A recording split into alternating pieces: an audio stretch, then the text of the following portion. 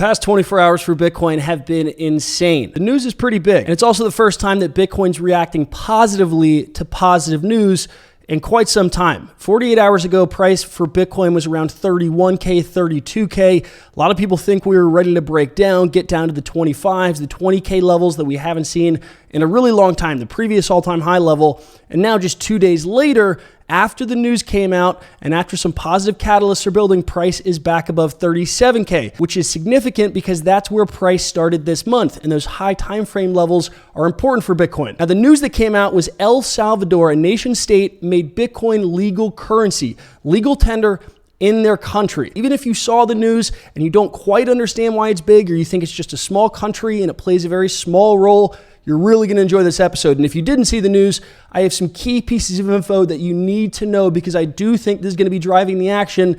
And I don't think this is the only country that's going to do it. I'm going to show you guys exactly what I saw. You might have missed it if you weren't paying close attention. And also, we're looking at that Bitcoin chart, Bitcoin above 37K, why I think we go above 40K pretty soon. I don't know if it happens this week or next week, but that's what I'm looking to next. So we're talking about the news. We're looking at the Bitcoin outlook. Hope you guys enjoy this episode. Stick around. That's all coming up next. Bitcoiners around the world, the time has come. We are ready. We did our part. Now the ball is on your side.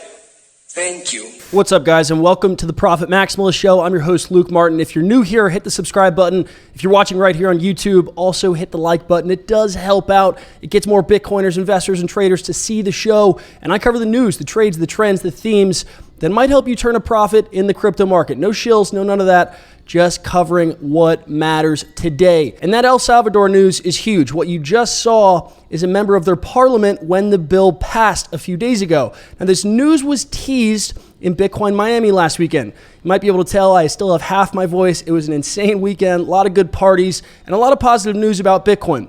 And when the news dropped then, it was from Jack Mallers, and he said it was some of the biggest news in Bitcoin's history, but at the time, it was kind of a dud, right? People weren't too excited. It was hard to understand the real impact or whether or not the bill was actually going to pass. And so the reactions ranged from, that's not very big. The market didn't move too much. Hasu, a crypto researcher, said, one of the biggest announcements in Bitcoin's history.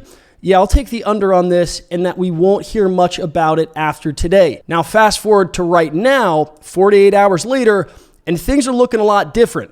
Hasu did a 180, I did a 180, and it's because of how things have unfolded. The bill passed, the market is reacting, and there's some developments and momentum underway that mean this could be a much bigger deal than anyone anticipated. So Hasu said, I'm waving the white flag on this one. The El Salvador bill is a much bigger deal than I expected. And that is the reaction that I'm seeing from everyone in the market.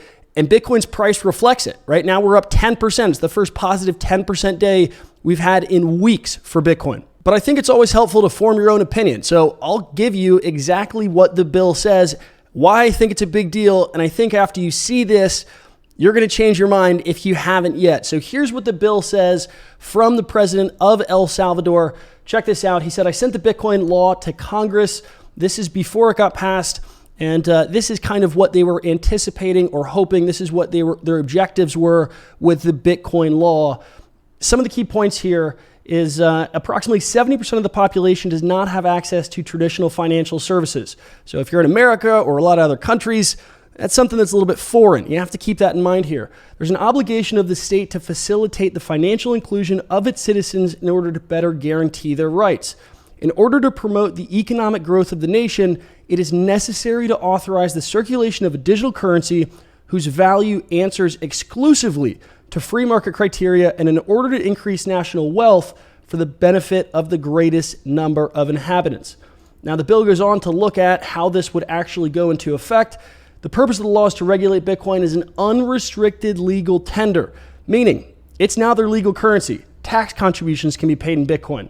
Prices of goods can be expressed in Bitcoin. Exchanges in Bitcoin are not subject to capital gains tax. Right? It frees up the transacting of Bitcoin. The state will also promote necessary training and technology that helps make all of this happen. This is a nation state, a country, helping facilitate a Bitcoin ecosystem. Now, all those details are public. You could have found that on Google or Twitter, but where I think this gets really big is what the president said in a Twitter Spaces room. This is crazy. 2 nights ago, as the bill was being voted on, there was a Twitter Spaces room that a bunch of Bitcoiners started. 20,000 people joined. The CEO of Twitter joined, tons of investors, and the president himself actually joined and talked about the plans while the bill was being voted on. I'm going to play you guys that clip and how that conversation unfolded. Listen to this. People will not stop incessantly DMing me this question.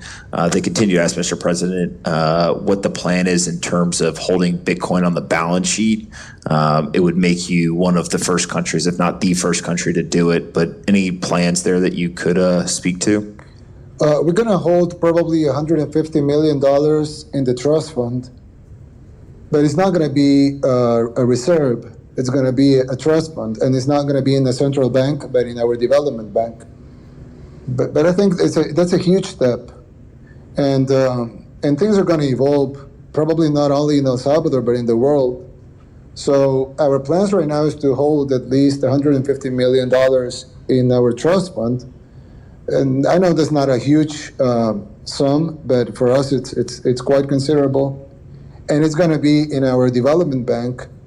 So for the plans that stuff right now, it's that. But probably in the future, I don't know. This is evolving very fast, so we're not ruling out having Bitcoin in our reserves in the near future. You just heard it direct from the source. They have $150 million in the trust fund they're going to use to buy Bitcoin from the businesses and the people that are accepting Bitcoin, creating that Bitcoin economy. And they're also not ruling out having Bitcoin on their reserves in the near future. It's insanely bullish. It's one of those pipe dream things that Bitcoiners have dreamed about for forever.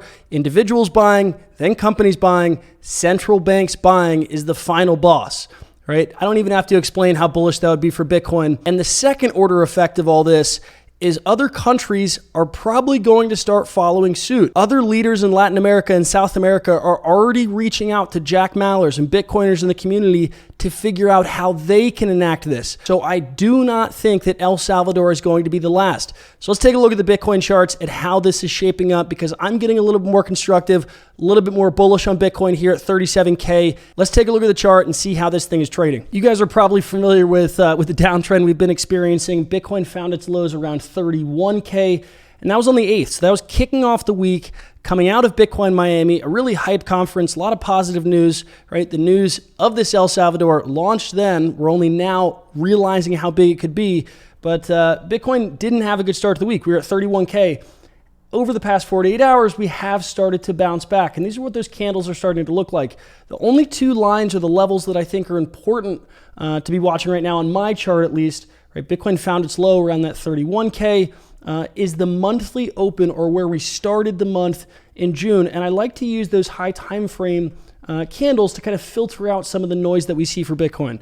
Right now, it's hypersensitive to news. If there's new FUD that comes out about China or mining or regulations, or US politicians say that we need to ban Bitcoin, obviously there's a small reaction. Much more interested as to whether or not on the weekly time frame, on the monthly time frame, are we headed higher? So seeing reactions and how price trades at those levels is really important. And I have those two levels marked on my chart right here. So we've moved from the lows for Bitcoin in this correction, in this 50% correction since the bull market high. Right? We've moved down 50%, found lows basically at 31K, and we're at a really pivotal point.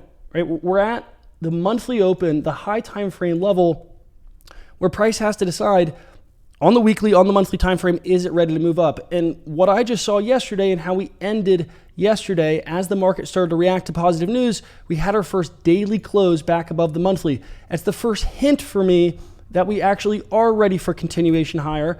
And that's what I'm looking for Bitcoin for the rest of the week. Really for the next 2 or 3 weeks as we move through June. If price continues to trade above this monthly open, that line in the sand, that level for me is 37.2K. We had our first daily close.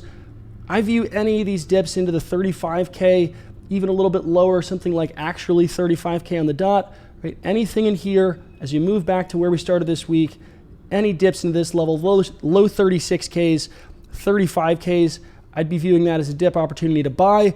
And if we get back above 37, 38K, I think the next move pretty rapidly is above 40. Right? So I'm looking for that next 10 to 20% move to the upside, right? Targeting 42 to 44K. And I think if price starts having daily closes back below 35K, that's a sign of serious weakness. That's that really small range I'm playing, and I'm kind of basing it all on what is the high time frame trend. And on low time frames, right, we got our first positive signal. The daily was able to close back above the monthly open. I'm interested in not what price is doing the next hour or the 1% to 2% moves. I'm looking at how is price going to trade for the rest of the month of June. We got our first hint that buyers are strong enough, or at least there's no more sellers, to force us lower than 31. As long as we're above 35K, I view it as a dip, and I'm looking to run that up to 42, 44.